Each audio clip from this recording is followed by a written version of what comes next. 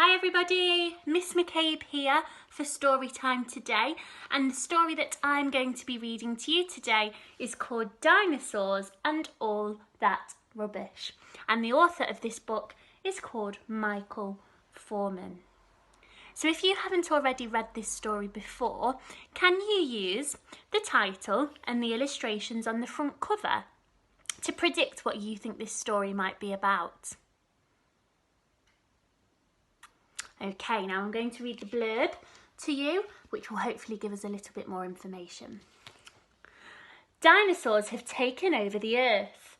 They're stomping and stamping all over the place. Children will love finding out why in this classic environmental tale from best-selling author Michael Foreman. Okay, so let's look inside this story and find out what it's all about.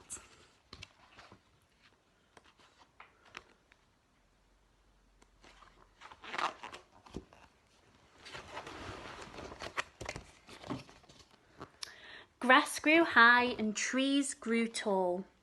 The man climbed to the top of a tree and tried to reach the star, but he was nowhere near it. So here you can see the man at the top of the trees trying to reach this star here.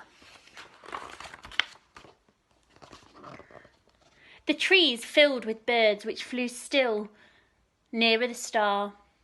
"I must fly," said the man. "I have money, I have many men working for me. I must fly. Somehow I must fly."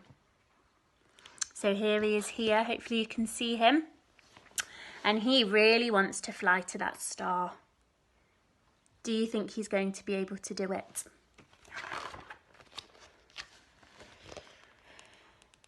Oh no. What do you notice that's changed? From here to here. The man owned some factories nearby. "Build me a rocket," he ordered. "Cut down the trees, dig out the coal, burn whatever will burn, and build me a rocket to reach for the stars." All day and all night the fires in the factories huffed and puffed. Smoke and fumes and waste and rubbish poured out and piled up.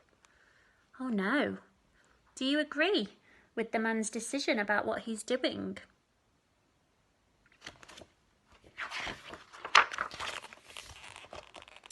At last the rocket was ready, but there was nowhere for it to be launched. Everywhere was piled high with heaps of waste from the factories. Can you see here? All of the rubbish and waste that's made a huge mountain. And then out of all the factories we have all of this smoke and all of the fumes. The man took his rocket to the top of a heap and set off for the star.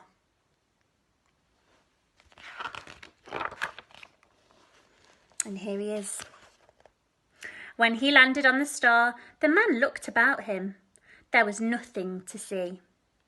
He walked and walked looking for something to admire, but still there was nothing. No trees, no flowers, and not a blade of grass. Sadly, he looked around, but the only thing of wonder was another star, far off in the black sky. "I will go to that star," said the man, and away he went, again in his rocket. So here he is on the star that he wanted to go to so desperately, but there's nothing there. What do you notice about the star that he can see in the distance? Where is this place? Do you think he realises?